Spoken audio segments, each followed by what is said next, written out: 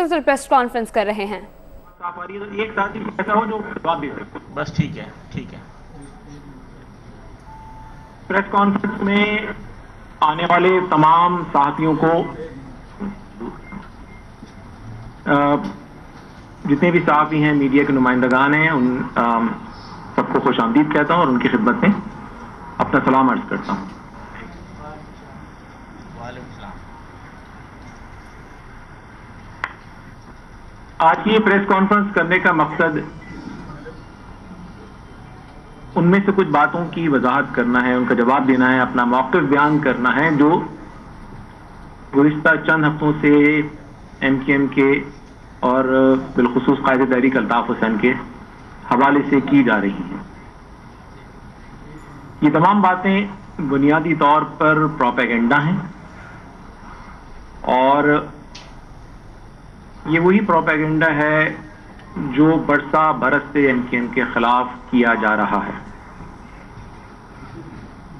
آج M Q M پر بہت سارے الزامات لگائے جا رہے ہیں کہ ایم کیو ایم ملک دشمن تنظیم ہے, ایم کیو ایم کے لوگوں کے ملک دشمن قوتوں سے روابط تھے وغیرہ وغیرہ وغیرہ, اور وہ پورا نیریٹو چینج کرنے کی کوشش کی جا رہی ہے جو سچائی پر مبنی ہے.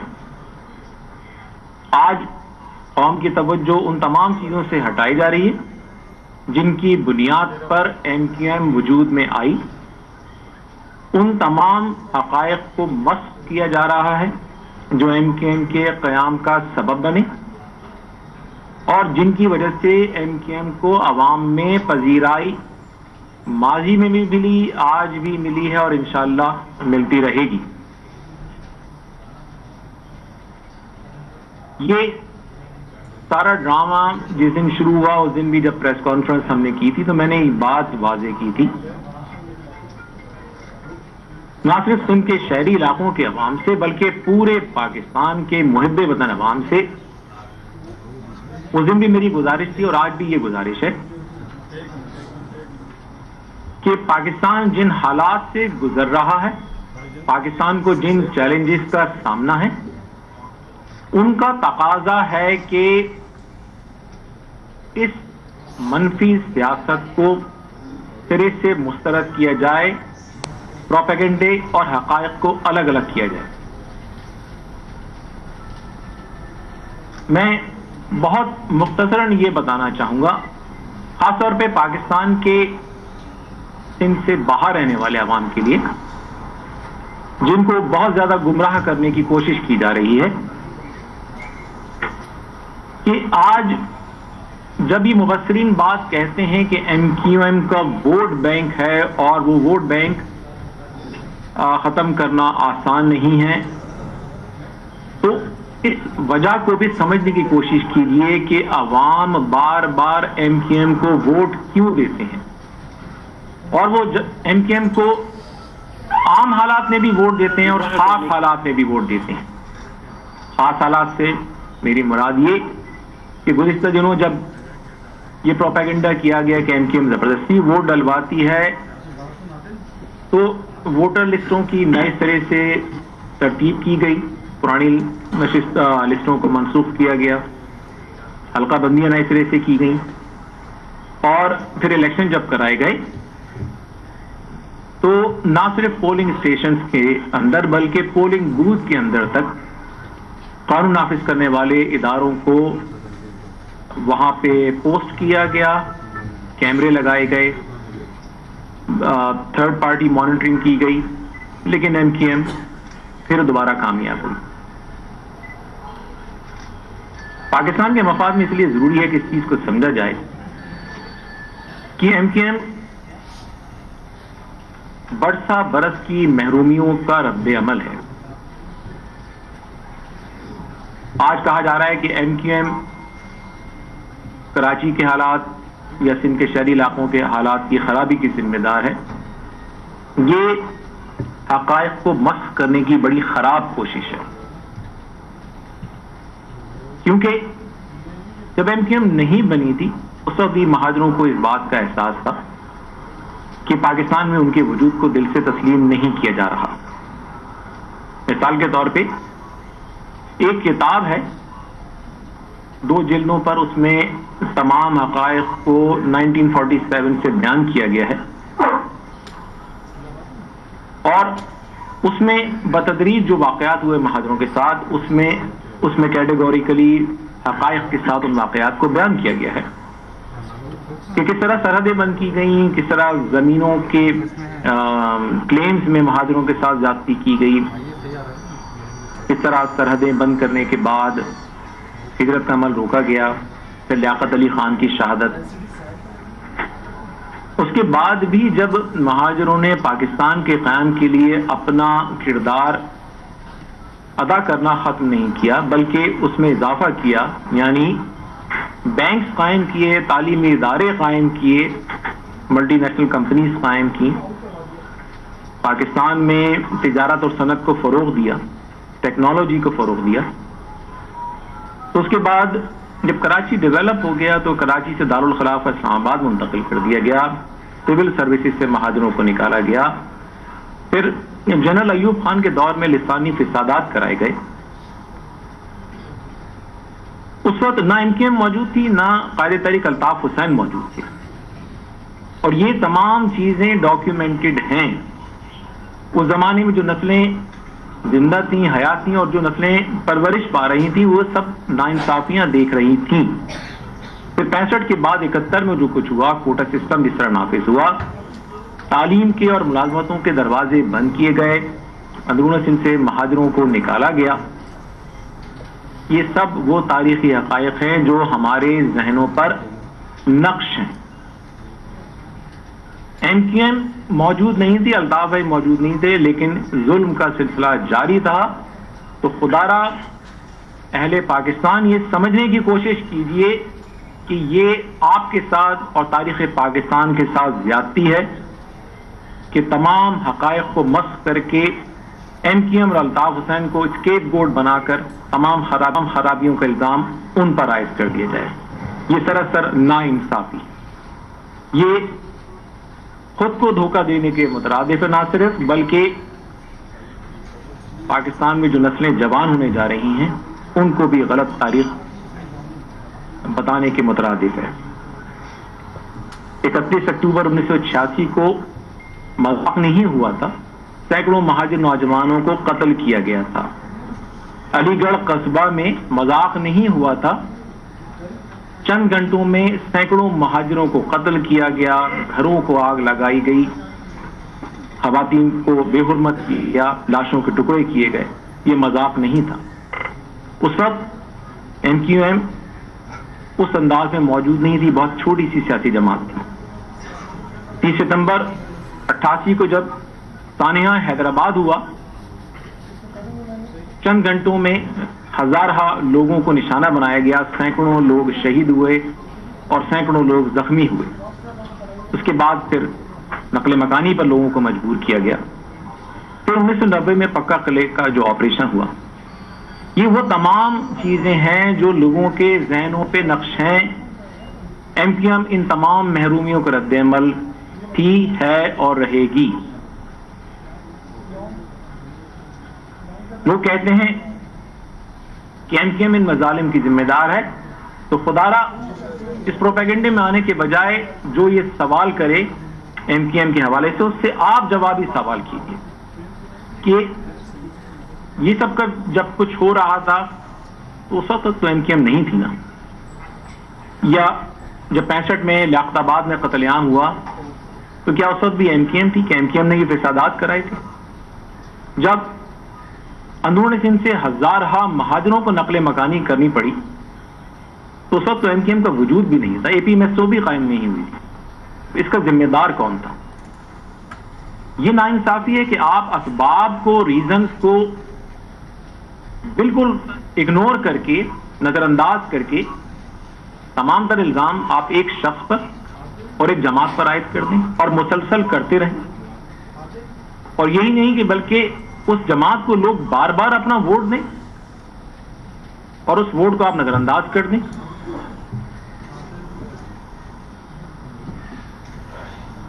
آپ شاید پاکستان کے عوام واقف نہ ہوں، لیکن مہاجروں کے ذہنوں پر نقش ہے کہ ان کو تلیئر کہا گیا، مٹروے کہا گیا، پناہ گیر کہا گیا اور درجنوں ان پر الزامات لگائے گئے. یہ الزامات کا رد عمل ایم کیو ایم تھی، اسی لیے قائد تحریک الطاف حسین کو لوگوں نے سپورٹ کیا اور کرتے ہیں. جب ایم کیو ایم کو ووٹ کے ذریعے، یعنی ایم کیو ایم کو ختم نہیں کیا جا سکا، لوگوں کو پروپیگنڈے کے ذریعے ایم کیو ایم سے دور نہیں کیا گیا، تو پھر ایم کیو ایم کی کرمنلائزیشن شروع ہوئی. یعنی ایم کیو ایم میں جو شامل ہو اس کو دہشت گرد بنا دو، ایم کیو ایم سے جو وابستہ ہو اس کے حوالے سے اخبارات میں ایک ایسی سٹوری شائع کرا دو کہ یہ تاثر لگے کہ ایم کیو ایم دہشت گردوں کی جماعت ہے. یہ آج سے نہیں بلکہ پہلے دن سے ہو رہا ہے. میں نے کہا تھا کہ میں مختصر طور پر یہ بتاؤں گا. تو 1990 کے الیکشن میں جب ایم کیو ایم بھاری اکثریت سے کامیاب ہوئی اور قائد تحریک الطاف حسین نے باقاعدہ اعلان نہیں کیا بلکہ ایک مڈل کلاس لیڈرشپ کو ڈیلیور کیا، پاکستان کے جاگیرداری نظام کو چیلنج کیا، اور زبانی طور پہ نہیں بلکہ عملی طور پر ایک ایسی لیڈرشپ وہاں پہ قومی اسمبلی میں اور صوبائی اسمبلی کے ایوانوں میں بٹھا دی جو مڈل کلاس سے آئی تھی. پھر ایم کیو ایم پہ کرمنلائزیشن کے الزامات، ایم کیو ایم نے اپنی صفوں سے جن عناصر کو خارج کیا، پھر انہی عناصر کو ایک اسپلنٹر گروپ کی صورت میں لا کر اس کو حقیقی کا رنگ دیا گیا. آج جو لوگ ہمارے خلاف آج لائے گئے وہ بھی اس بات کو تسلیم کر رہے ہیں کہ 1992 میں جو آپریشن شروع ہوا اس میں سرکاری ٹرکوں میں لوگوں کو لایا گیا. لوگ آج ایم کیو ایم پہ الزام لگاتے ہیں، لیکن کبھی اس بات کا احتساب ہوگا کہ 1992 کا آپریشن کیوں شروع کیا گیا؟ ہزاروں لوگوں کو زیر زمین جانے پر کیوں مجبور کیا گیا؟ کیا اس بات پر کبھی کوئی کمیشن بنے گا کہ جناح پور کا الزام لگا کر آپ نے پورے طبقہ آبادی کو محب وطن سے غدار بنانے کی کوشش کی؟ صرف ٹی وی پر آ کے معافی مانگنے سے حل نہیں ہوتا. ان لوگوں کے خلاف مقدمہ کیوں نہیں بنا آج تک؟ ان کا ٹرائل کیوں نہیں ہوا جنہوں نے ایم کیو ایم پر جناح پور بنانے کا الزام لگایا؟ یہ مذاق نہیں ہوا تھا. کروڑوں لوگ جنہوں نے پاکستان بنانے کے لیے قربانی دی، اپنا گھر بار چھوڑا، ہجرت کی، آپ نے انہی پر ملک توڑنے کا الزام لگا دیا، ان کے خلاف آپریشن شروع کر دیا. پھر آپریشن کے نام پہ بھی مذاق نہیں ہوا. لوگوں کے گھروں کو آگ لگائی گئی، ان کی وفاداریوں کو تبدیل کرایا گیا، لوگوں کو لاپتہ کیا گیا، ان کا ماورائے عدالت قتل ہوا. اور ماورائے عدالت قتل نہ صرف ہوا بلکہ صدر پاکستان نے اس الزام میں ایک حکومت کو برطرف کر دیا. یہ ڈاکیومنٹڈ ہے پاکستان کے تمام اخبارات میں، پاکستان کی عدلیہ کے ریکارڈ پر موجود ہے. صدر غلام اسحاق خان نے جب حکومت برطرف کی، اس کے بعد صدر فاروق لغاری نے جب حکومت برطرف کی، تو اس میں ایم کیو ایم پر کیے جانے والے مظالم کا نہ صرف تذکرہ تھا بلکہ صدر لغاری نے جب 96 میں 5 نومبر کو بے نظیر حکومت کا، پیپلز پارٹی کی حکومت کا خاتمہ کیا، تو اس میں ماورائے عدالت قتل کو ایڈمٹ کر کے اس کو جواز بنایا گیا حکومت کے ختم کرنے کا. حکومت ختم ہو گئی لیکن جنہوں نے قتل کیا ان کے خلاف کوئی ایکشن نہیں ہوا. ان قاتلوں کا کبھی کوئی تذکرہ نہیں آتا. ایم کیو ایم کے حوالے سے آتا ہے کہ اس نے اتنے لوگوں کو مار دیا، اتنے لوگوں کو مار دیا، لیکن اس کا کبھی تذکرہ کیوں نہیں آتا کہ ان لوگوں نے آپریشن شروع کر دیا، بغیر جواز کے محب وطن جماعت کی کردار کشی کی گئی، اس کے لوگوں کے ساتھ ظلم ہوا، لیکن اس ظلم کے حوالے سے کبھی ان کو انصاف نہیں مل سکا. آج بھی کوئی سوال نہیں کرتا کہ کراچی میں، ہم یہ نہیں کہہ رہے کہ آپ لاہور میں کراچی کے لوگوں کو پولیس میں لا کے بٹھا دیں، ہم یہ نہیں کہہ رہے کہ آپ پشاور یا کوئٹہ میں کراچی والوں کو لے جائیں، لیکن یہ کہاں کا انصاف ہے کہ کراچی کی پولیس میں بھی آپ کراچی والوں کو نہ لیں؟ یہ کہاں کا انصاف ہے کہ آپ فوج میں مہاجروں کو نہ لیں؟ یہ کہاں کا انصاف ہے کہ آپ سرکاری اداروں میں مہاجروں کو نہ لیں، اردو بولنے والوں کو نہ لیں؟ اگر میں جھوٹ بول رہا ہوں تو پاکستان کے محب وطن عوام، دانشور صحافی جائیں، سینسنگ سیکریٹریٹ کا دورہ کریں، پاکستان کے سفارت خانوں کا دورہ کریں دنیا بھر میں، دیکھ لیں کتنے اردو بولنے والے آپ کو وہاں نظر آئیں گے. یہی محرومی ہے، یہی ناانصافی ہے جس کی وجہ سے آج تمام تر پروپیگنڈے سازشوں کے باوجود ایم کیو ایم کو ختم نہ تو کیا جا سکا ہے، نہ انشاءاللہ ختم کیا جا سکے گا. اور وہ کھیل جو 1991 میں شروع کیا گیا، ایک گروپ بنایا گیا، وہی کھیل 1992 میں اپنے پیک پر آیا گیا، حقیقی بنا دی گئی، اور اس کے بعد ایم کیو ایم کے خلاف آپریشن. پھر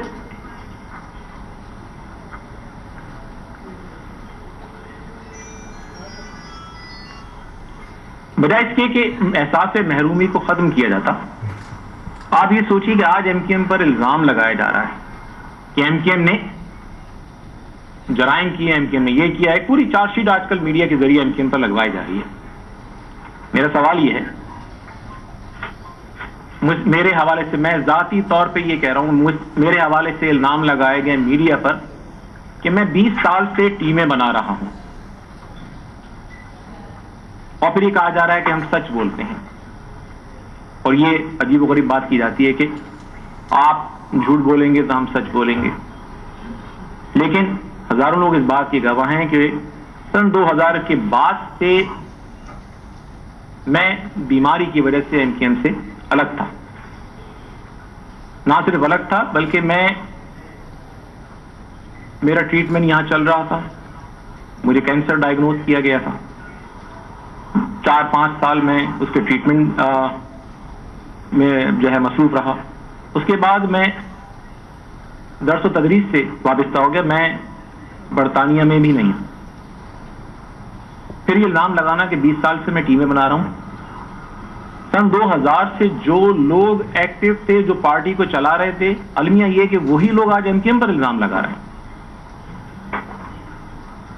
پارٹی کی عنان الطاف بھائی نے جن لوگوں کے ہاتھ میں دی ہوئی تھی، جن لوگوں کو تمام تر اختیارات دیے ہوئے تھے، جو پارٹی میں سیاہ اور سفید کے مالک بنے ہوئے تھے، آج وہی پارٹی میں الگ ہو کر پارٹی کو ان تمام کرائم کا ذمہ دار قرار دے رہے ہیں جو انہوں نے خود کیے. الطاف بھائی کو ان چیزوں کا ذمہ دار قرار دے رہے ہیں جبکہ الطاف بھائی ملک میں موجود نہیں تھے. میں ملک میں موجود نہیں، مجھ پر الزام ڈالا جا رہا ہے. ان لوگوں پر ڈالا جا رہا ہے جو ان چیزوں کے ذمہ دار بھی نہیں تھے. یہ کہاں کا انصاف؟ اس سے بڑا جھوٹ کیا ہوگا؟ آج جس شخص کو الطاف بھائی نے میئر بنایا، آج لوگ کہتے ہیں کہ کیا دیا الطاف بھائی نے؟ الطاف بھائی نے وہ انقلاب دیا، پاکستان کی وہ خدمت کی جو آج تک کوئی نہیں کر سکا. کہ وہ لوگ جو تصور نہیں کر سکتے تھے اسمبلی میں جانے کا، ان کو اسمبلی کا نہ صرف ممبر بنا دیا بلکہ ان کو پاکستان کی سیاسی قیادت میں ایک نمایاں مقام بھی عطا کیا. کیا یہ بذات خود ایک انقلاب نہیں ہے؟ آج ایک ایم کیو ایم کے رکن اسمبلی کو آج ان سے ڈیفیکشن کرا کے ان سے ایک پریس کانفرنس کرائی گئی. یہ وہی رکن اسمبلی ہیں جب ایم کیو ایم میں تھے تو یہ چھپے چھپے پھر رہے تھے. جی آئی ٹی میں ان کا نام ڈالا جا رہا تھا. مشکل میں رہے بیچارے. ان کو ایک کے بعد ایک دوسرے مقدمے میں ملوث کیا جا رہا تھا. جب ایم کیو ایم میں تھے تو مشکل میں تھے، اور آج ایم کیو ایم سے بے وفائی کریں تو ان کو ہیرو بنا کے لایا جا رہا ہے. آج ڈرائی کلین ہو گئے. وہ کیا مذاق ہے کہ آپ ایم کیو ایم میں ہوں تو آپ دہشت گرد ہوں، بھتہ خور ہوں، ٹارگٹ کلر ہوں، ایم کیو ایم کے خلاف ہو جائیں تو آپ باضمیر ہو گئے. یہ مذاق آپ شاید 40-50 سال پہلے تو کر لیں جب لوگ شاید اتنے باشعور نہ ہوں، لیکن آج کے دور میں یہ مذاق نہیں چلنے والا. سب کو سب نظر آ رہا ہے. خوف کی وجہ سے کوئی اقرار نہ کرے یہ اور بات ہے، لیکن لوگ بے وقوف نہیں ہیں. لوگوں کو سب نظر آ رہا ہے کہ کس کے اشارے پر کیا ہو رہا ہے. لوگ کہتے ہیں کہ یہ لوگ جو آئے ہیں مطلب الزامات لگا رہے ہیں، اس حوالے سے ایم کیو ایم کا موقف کیا ہے.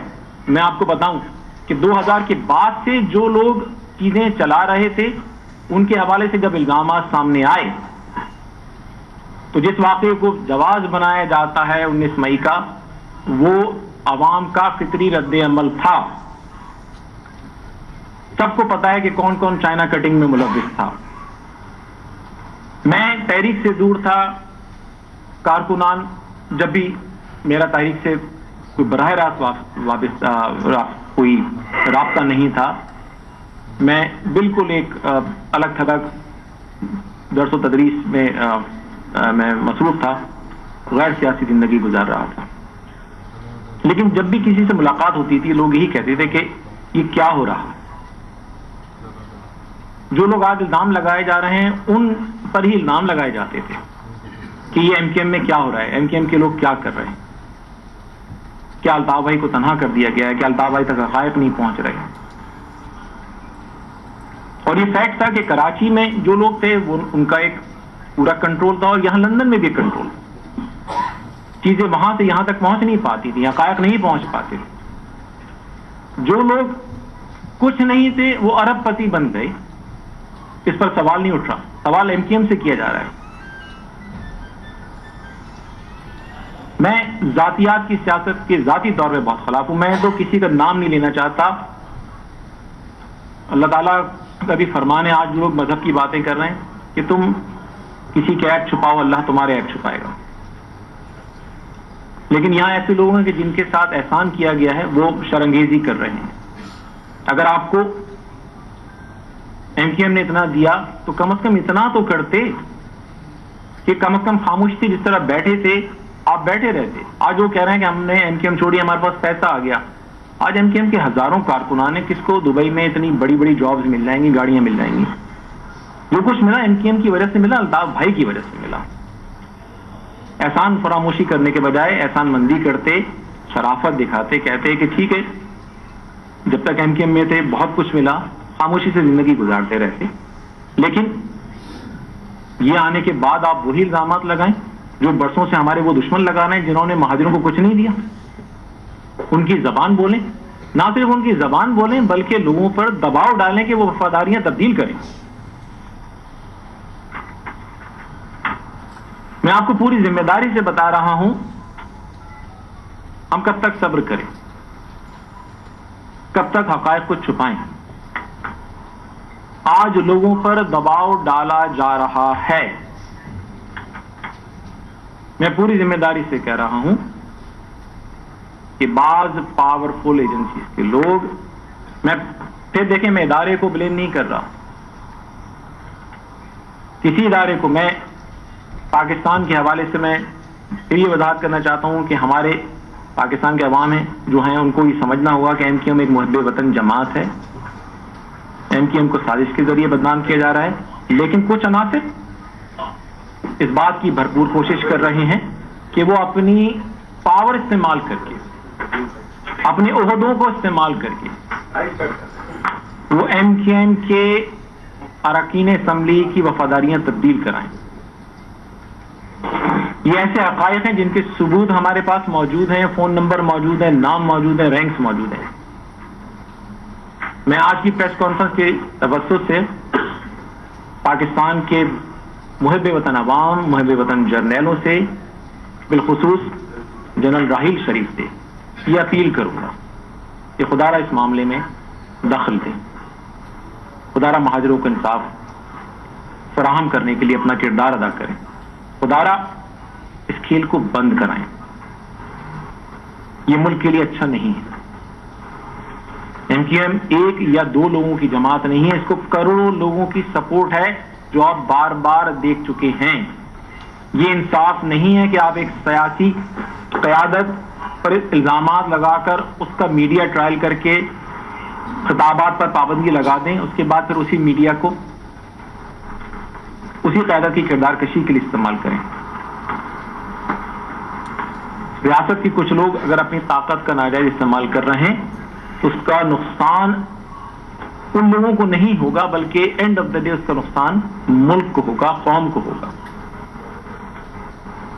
یہ کہاں کا, یہ مطلب کہاں کی لاجک ہے کہ جن لوگوں کے پاس سپورٹ نہیں ہے ان کو لا کر آپ بٹھا دیں اور مار مار کے لوگوں کو بھیڑ بکری کی طرح ہانک کر ان کے ساتھ شامل کرائیں, اور دوسری طرف وہ لوگ جن کو عوام بار بار اپنا مینڈیٹ دے رہے ہیں, یعنی الطاف بھائی جلا وطن ہے, اس کے باوجود جو ہے مسلسل لوگ ان کو اگر سپورٹ کر رہے ہیں تو اس میں کیا قباحت ہے کہ الطاف بھائی سے بات کی جائے. آپ نے 2002 میں ایم کیو ایم کو موقع دیا کہ وہ حکومت میں شامل ہو اور اس کو آپ نے اختیارات بھی دیے. 2002 سے 2008 تک پوری ایم کیو ایم نے پاکستان کی جس طرح خدمت کی ہے اس کی تاریخ میں کوئی مثال نہیں ملتی. پھر کیا وجہ ہے کہ پاکستان کے استحکام کی سورس کو آپ کرمنلائز کر دیں, بلا جواز مارے جائیں, جو ایم کیو ایم میں شامل ہو وہ دہشت گرد ہو جائے.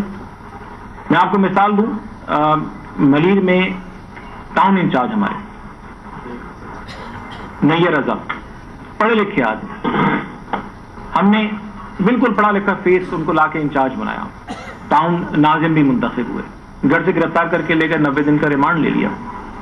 فیڈرل بیریا میں انتہائی پڑھے لکھے ایک ساتھی فرحان بھائی کو لے کر آئے, ان کو گرفتار کر کے ان کا ریمانڈ لیا, ان کو تشدد کیا. کہتے ہیں کہ ایم کیو ایم نے اپنا اسٹرکچر ایسا بنایا. ہم نے اپنے اسٹرکچر سے یونٹ انچارج کا نام ختم کر کے یو سی انچارج کر دیا, کہا کہ سیکٹر انچارج غلط ہوتے ہیں. ہم نے ٹاؤن ناظم کی طرح ہم نے ٹاؤن انچارج کر دی, کہا پڑھے لکھے لوگ لائیں. ہم نے ایم کیو ایم میں الیکشن کرا کے کوشش کی کہ جتنے پڑھے لکھے لوگوں کو لا سکتے ہیں لائیں. اس پورے آپریشن میں آپ دیکھیے 2 اگست 2013 سے آپریشن چل رہا ہے.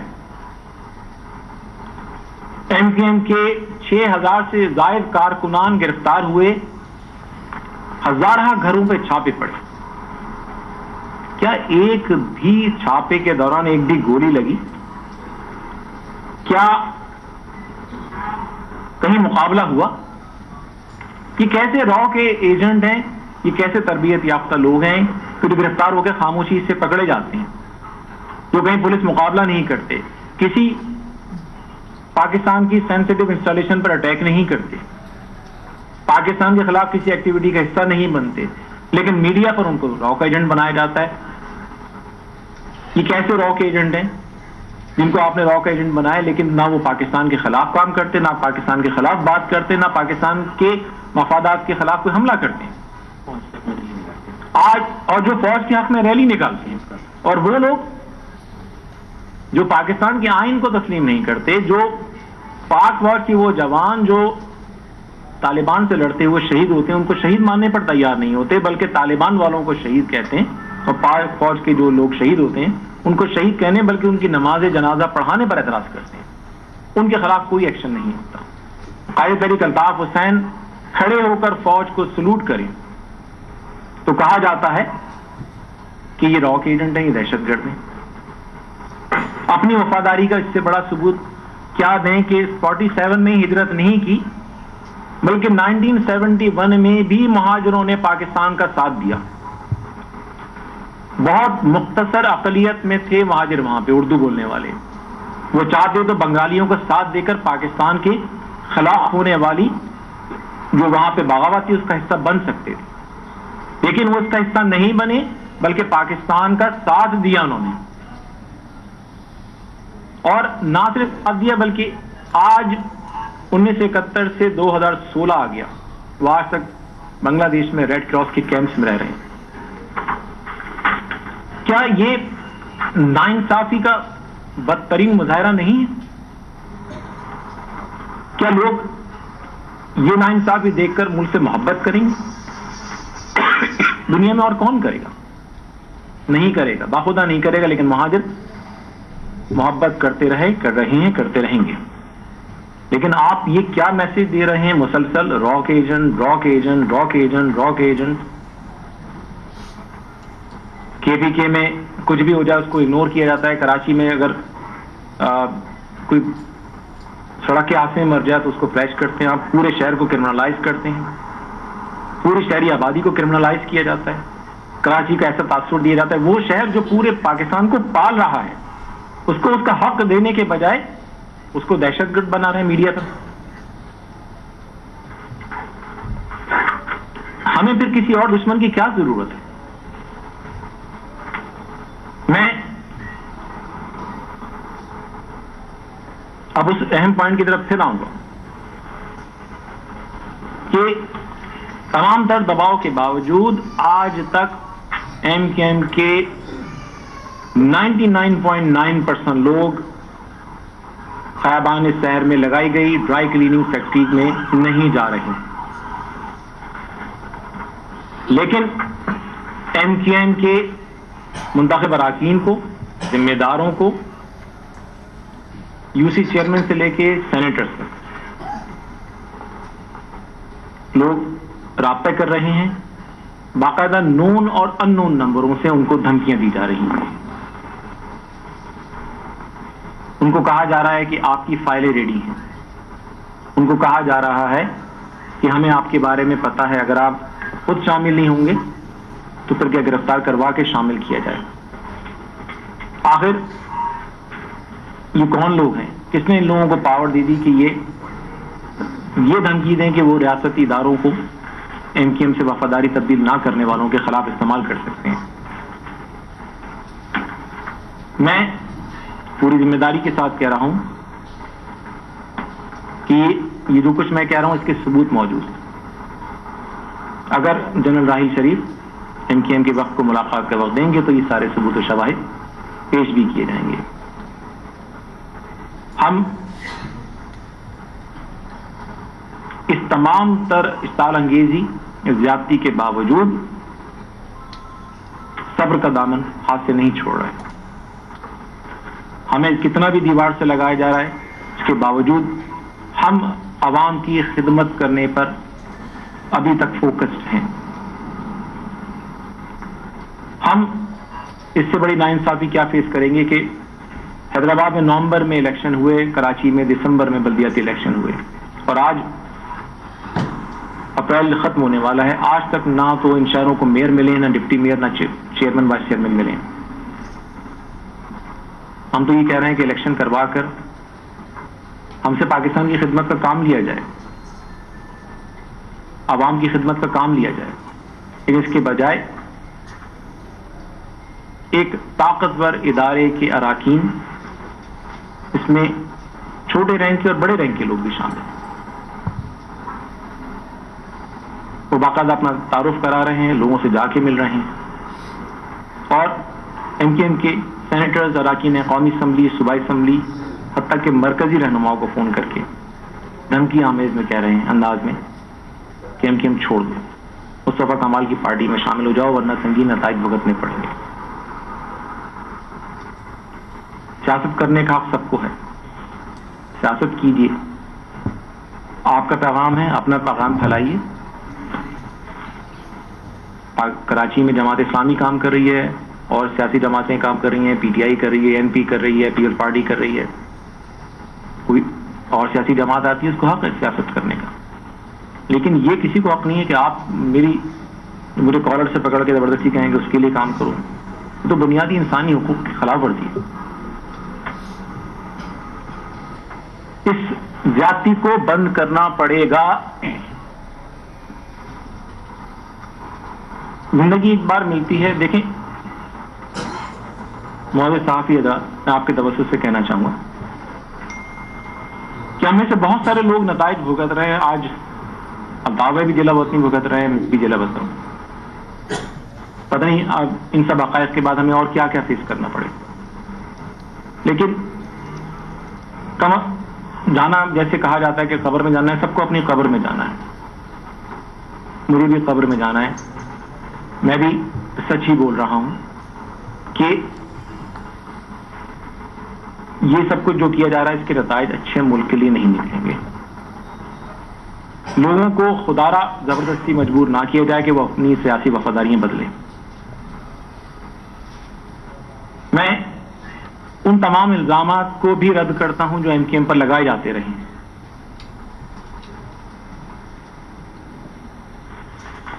اس میں ایک ابھی یہ کہا گیا، میرے حوالے سے ایک ابھی انٹرویو میں کہا گیا کہ میں، اور پھر کہا گیا کہ ڈاکٹر عمران فاروق شہید انقلاب، کہ ہم جو ہیں وہ تمام تر چیزیں چلاتے تھے. جیسے میں نے عرض کیا کہ سن 2000 سے سن 2012 کے اینڈ تک جو لوگ چیزیں چلا رہے تھے، آج وہی ڈرائی کلیننگ فیکٹری کے بعد ایم کیو ایم کو گالیاں دے رہے ہیں. یہ کہاں کا مذاق ہے کہ میٹھا میٹھا ہف ہف، کڑوا کڑوا تھو تھو. آپ اپنے آپ کو معصوم بنانے کے لیے، جیسے کہ سوشل میڈیا پہ مذاق چلتا ہے کہ شاید جب کوئی بات ہوتی تھی ملک دشمنی کی تو ان لوگوں کو پانی لینے بھیج دیا جاتا تھا کیا، یا ان سے چائے بنوائی جاتی تھی کیا؟ اگر کچھ ہوتا تھا تو یہ بھی شریک تھے، لیکن ایسا کچھ نہیں تھا جس کو آپ ملک دشمنی کا نام دیں. آج بہت سارے ایسے الزامات لگائے جا رہے ہیں جن کا جواب ہم دے سکتے ہیں، لیکن ہماری خواہش اور کوشش یہ ہے کہ کیچڑ نہ اچھلے، کسی کی کردار کشی نہ ہو، صاف ستھری سیاست کی جائے. میں آج کی پریس کانفرنس کے توسط سے یہ مطالبہ بھی کرتا ہوں کہ قائد تحریک الطاف حسین کے خطابات پر عائد پابندی ختم کی جائے. ان کی ذات کے حوالے سے الزامات تو لگائے جاتے ہیں، لیکن انہیں یہ حق نہیں دیا جا رہا کہ وہ اپنا دفاع کر سکیں.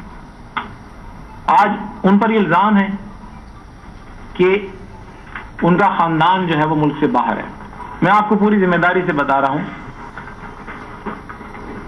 کہ جہاں اور لوگوں نے قربانیاں دی ہیں وہاں الطاف بھائی کا خاندان بھی قربانیاں دینے والوں میں شامل ہے. ان کے سگے بھائی جو یہاں بڑی اچھی KSC میں جاب کرتے تھے، برسہ برس تک وہ کیرلا میں سیکیورٹی کی جاب کرتے ہیں اور آج کل بے روزگار ہیں. موجودہ حکومت آنے ان کے بھائی نہیں بلکہ بہنوئی بھی، بہت ایک چھوٹی سی جاب انہیں ملی تھی کینیڈا میں، نادرا کے اندر، بہت چھوٹی سی، لیکن موجودہ حکومت نے پاور میں آنے کے بعد ان کو اس ملازمت سے بھی نکال دیا اور تب سے وہ اب تک بے روزگار ہے.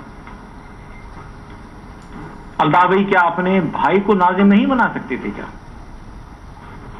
یعنی وہ شخص جس نے نام دیا، مقام دیا، کوئی پائی نہیں لی، کوئی پیسہ نہیں لیا، الیکشن کے اخراجات تک نہیں لیے، اور آپ کو علاقے کے چھوٹے سے کارکن سے لے کے پہلے MPA بنایا، اس کے بعد منسٹر بنایا، اور اس کے بعد اٹھا کے ناظم بنا دیا، اور آپ اس کا احسان یہ دے رہے ہیں کہ انہی پر الزامات لگا رہے ہیں اقربا پروری کے.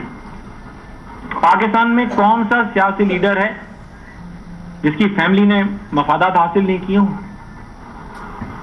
میں وزیر اعظم اور ان کے بھائی کی مثال آپ کے سامنے ہے. میں یہ نہیں کہہ رہا ہوں کہ وہ صحیح کر رہے ہیں غلط، میں یہ کہہ رہا ہوں مثال دے رہا ہوں آپ کو. زرداری صاحب کی مثال آپ کے سامنے ہے، اور ان کے بھائی اور ان کی بہن کی مثال بھی آپ کے سامنے ہے. الطاف بھائی کیا اپنے بھائی کو کراچی کا ناظم نہیں بنا سکتے تھے؟ کیا سینیٹر نہیں بنا سکتے تھے؟ کیا آپ نے کسی بہنوئی کو گورنر نہیں بنا سکتے تھے؟ گورنر لگاتے ہیں تو پارٹی کے کارکن کو لگاتے ہیں، سینیٹر بناتے ہیں تو کارکن کو بناتے ہیں، ناظم بناتے ہیں تو کسی کارکن کو بناتے ہیں، ٹکٹ دیتے ہیں پارٹی میں تو کسی کارکن کو دیتے ہیں. اس مڈل کلاس کو جس کو پاکستان میں کوئی پوچھتا نہیں تھا اس کو امپاور کر دیا انہوں نے، اور پھر ایک انقلاب کا دعویٰ نہیں کیا، انقلاب ڈیلیور کر دیا. جن کے پاس کچھ نہیں تھا ان کو سب کچھ دے دیا. جن کو یہ میڈیا منہ نہیں لگاتا ان کو اتنا بڑا مقام دے دیا کہ آج وہ میڈیا پر بیٹھے ہوئے ہیں. اس انقلاب کو سراہنے کے بجائے، اس احسان کو بدلہ احسان سے دینے کے بجائے انہیں کے پیٹھ میں خنجر گھونپا جائے اور ان شہیدوں کی فیملیز کی دلازاری کی جائے یہ کہہ کے کہ قبرستان شہیدوں سے بھر گیا. یہ غلط ہے. اگر یہ شہید قربانی نہیں دیتے تو مصطفیٰ کمال کبھی ناظم نہیں بنتے، کوئی MPA نہیں بنتا، کوئی MNA نہیں بنتا، کوئی ناظم نہیں بنتا. 1990 آج ہم پہ الزامات ہیں کہ ہم نے یہ کیا وہ کیا. اگر 1992 کے آپریشن کے بعد میں اور مجھ جیسے ہزاروں کارکن اپنا سب کچھ داؤ پر لگا کر اسٹیبلشمنٹ کے سامنے کھڑے نہیں ہوتے تو یہ MKM ختم ہو جاتی. اگر الطاف بھائی اور ان کے چاہنے والے لیڈرشپ تو اس زمانے میں بھی آج کی طرح سب چھوڑ کے چلی گئی تھی. یہ ہم جیسے کارکنان تھے جنہوں نے الطاف بھائی کے ساتھ مل کے تحریک کو زندہ رکھا. ہم نے زندہ رکھا. ہم نے کیا حاصل کیا؟ الطاف بھائی نے کیا حاصل کیا؟ حاصل تو ان لوگوں کو ہوا جو 2002 میں آئے اور ڈائریکٹ منسٹر اور ناظم بن گئے. کیا قربانیاں دی انہوں نے؟ وہ کارکنان جب آپ کو الطاف بھائی نے پاور دے دی تھی، کراچی کے سیاہ اور سفید کا مالک بنا دیا تھا، تو الطاف بھائی پہ کرٹیسائز نہ کریں، پاور تو آپ کے ہاتھ میں تھی. آپ نے کارکنوں کے لیے اور قوم کے لیے، عوام کے لیے کیا کیا؟ کیا آپ کو پوچھنے کی ضرورت تھی کہ شہیدوں کو الطاف بھائی ہم پلاٹ بانٹ دیں؟ پوری دنیا میں آپ آباد کاری کر سکتے ہیں، تو شہیدوں کے لواحقین کو پلاٹ دینے سے الطاف بھائی نے روکا تھا کیا؟ وہ جو انان آپ کے ہاتھ میں دیکھے، کمان آپ کے ہاتھ میں دیکھے، پاورز آپ کے ہاتھ میں دیکھے، سیاہ سفید آپ کے ہاتھ میں دیکھے، پارٹی آپ کے ہاتھ میں دیکھی، خود فیل ہو گئے، ڈیلیور نہیں کر سکی. اور جب ایکشن آپ کے خلاف ہو تو اس کو جواز بنا کر پھر قوم کی پیٹھ میں خنجر گھونپیں اور شہیدوں کے لہو کا سودا کریں. تحریک کو دوبارہ پیچھے دھکیل دیں. مذاق ہے، جس کا جو دل جائے آ کے میڈیا پہ جائے کردار کشی کر کے چلا جائے.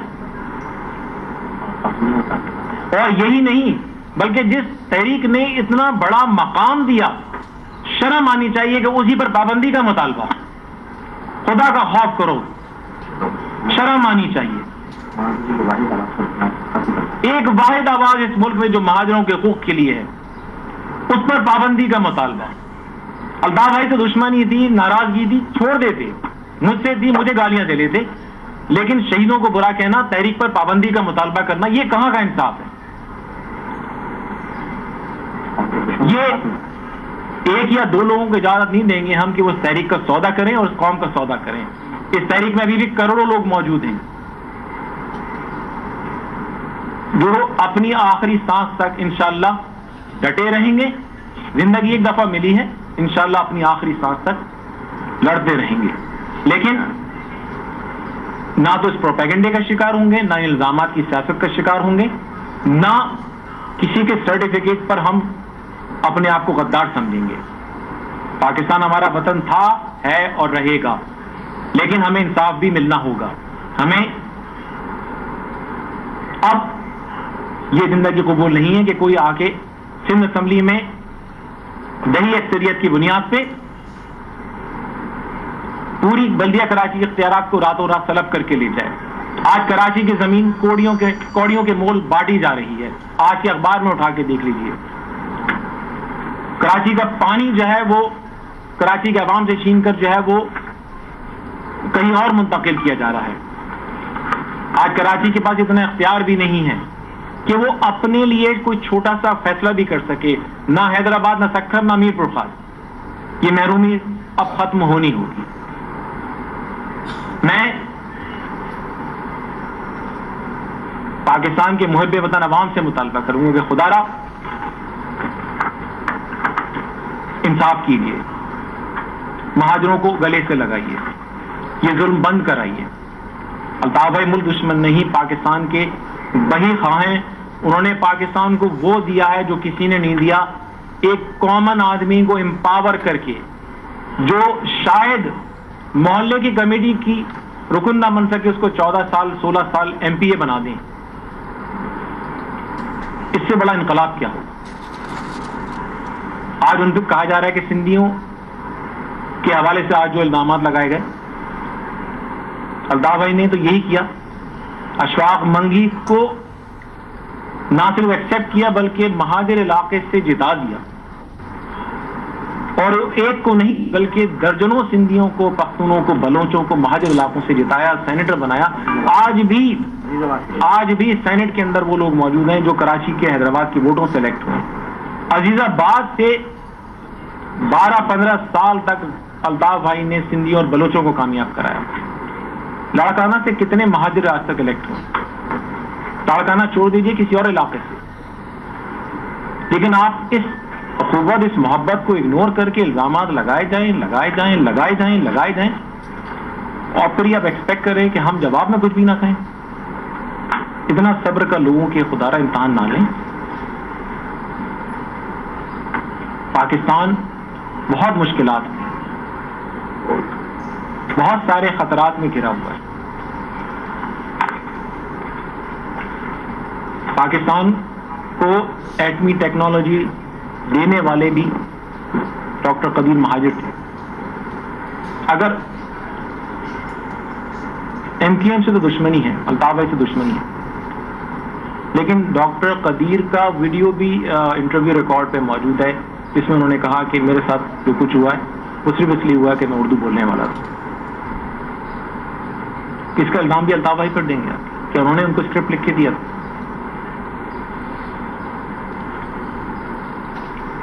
اس کے علاوہ جو لوگ آج مہاجروں کے ہمدرد بن کر سامنے آئے ہیں, لائے گئے ہیں, میں ان سے یہ بھی کہوں گا کہ کل آپ لیاری گئے اور ان کو آپ نے اپنے جلسے میں شرکت کی دعوت دی. وہ گینگ وار کے لوگ جنہوں نے ہزاروں مہاجروں کو اغوا کر کے شہید اور زخمی کیا, ان کے گلے کاٹے, ان کے ساتھ زیادتی کر کے ان کی ویڈیو بنا کر سوشل میڈیا پر ڈالے, پھر آپ مہاجروں سے ایکسپیکٹ کر رہے ہیں کہ وہ آپ کو سپورٹ کریں گے. آپ مذمت نہ کریں ان کی, لیکن کم از کم یہ تو کرتے کہ وہاں جاتے نہیں. پھر اسی طرح وہ تمام لوگ جو ہمارے قتل عام میں ملوث رہے, ہمارے ویڈیو ٹرائل میں ملوث رہے, ان سب سے آپ پینگے بڑھا رہے ہیں. خدا را قوم کو نقصان نہ پہنچائے.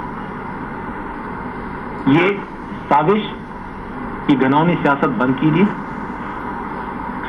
اسی میں ملک کا بھلا ہے, اسی میں پاکستان کا بھلا ہے, اسی میں ہم سب کا بھلا ہے. اس کے علاوہ آخری بات جس سے ختم کروں گا کہ کہا جا رہا ہے کہ ہم کسی سے کچھ چھیننے نہیں آئے, لیکن آج صرف 4 MPA جو شامل کرائے گئے وہ MQM سے تھے. جتنے لوگوں کو لایا جا رہا ہے وہ MQM سے. ہر وقت یہ دعویٰ ہوتا ہے MQM کی وکٹیں کرانے کا. اگر آپ کو ملک گیر سیاست کرنی ہے تو اور لوگوں کو لائیں نا, سارا زور MQM پہ ہی. اور پھر یہ دعویٰ بھی کہ ہم MQM کو توڑنے نہیں آئے. کہاں ہم لوگ کسی گاؤں دیہات سے نہیں آئے. یہ پروپیگنڈا نہ کریں, کہ یہ ڈرامہ نہ کریں کہ جو ہے وہ آپ کو جو ہے وہ MQM کو توڑنے نہیں آئے. آپ کا ایک ہی ایجنڈا ہے کہ MQM کو توڑنا, نقصان پہنچانا, اور یہ وہی ہے جو مسلسل چلا آ رہا ہے. اس کو, اس ڈرامے کو بند کیجیے. میں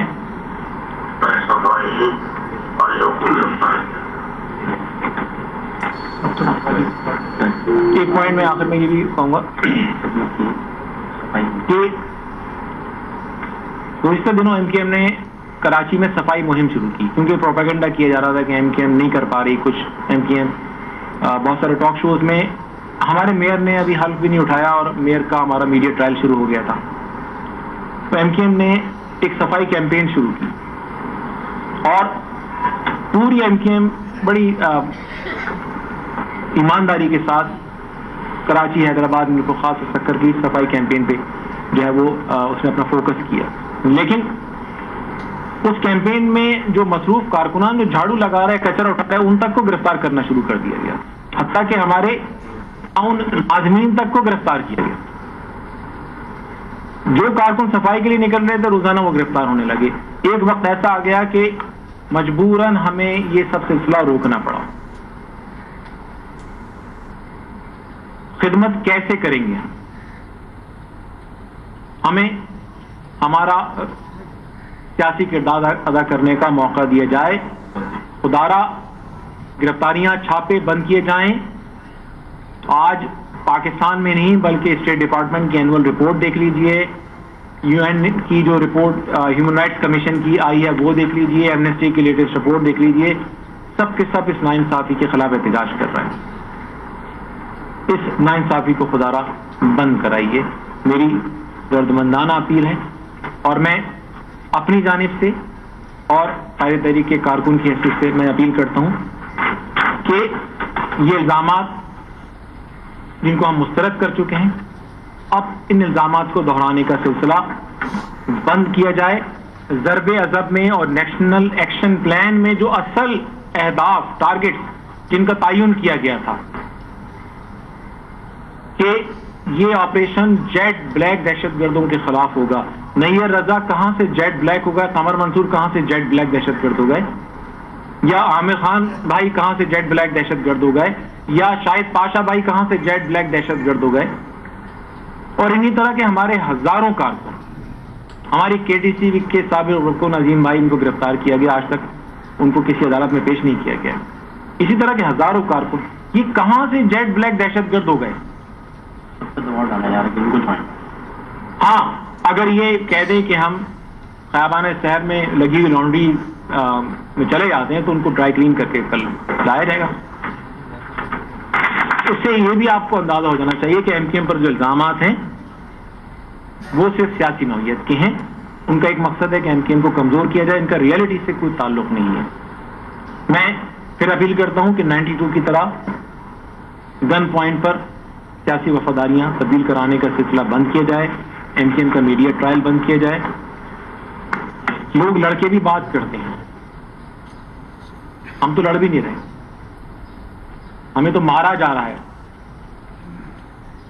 MKM سے کل بات کرنے کے بجائے بہتر ہے کہ آج بات کر لیں. ماضی میں بھی آپ نے بات ہی کی نا، لیکن بہتر ہے کہ آج بات کر لی جائے. یہ گلستان میں معافی کا اعلان ہو، لوگوں کو بلایا جائے، پہاڑوں سے اتروایا جائے، اچھی بات ہے. ان کو قومی دھارے میں شامل کیجیے، مہاجروں کو بھی شامل کیجیے قومی دھارے میں. الطاف بھائی بھی پاکستانی ہیں، قومی دھارے میں انہیں لائیے، MKM کو لائیے، مہاجروں کو لائیے. ہم سب مل کے پاکستان کی تعمیر کرنا چاہتے ہیں، پاکستان کا حصہ بننا چاہتے ہیں.